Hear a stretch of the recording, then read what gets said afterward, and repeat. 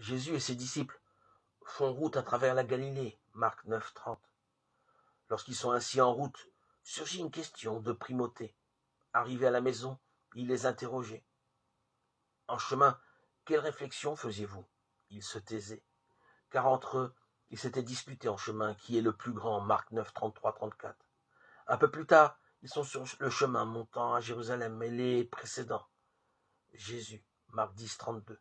Deux des quatre pécheurs que Jésus a appelés à entrer en chemin derrière lui formulent alors un souhait de prééminence. Maître, nous voulons que ce que nous te demandons, tu le fasses pour nous.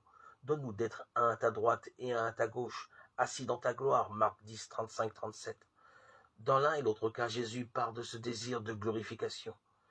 Il le pose comme légitime. Il s'assoit, il appelle les 12 et leur dit qui veut être premier. Marc 9, 35, 1. On a donc le droit de le vouloir. Mais à cet être de désir que nous sommes tous, Jésus dit ensuite, quel chemin fait devenir premier? Qui veut être premier? Et il est légitime, celui qui veut, qu'il soit de tous dernier et de tous serviteurs. Marc 9, 35. La même chose plus loin, Jésus les appelle à lui et leur dit, qui voudra devenir grand parmi vous?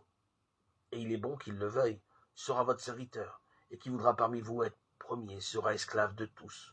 Marc 10, 43, 44.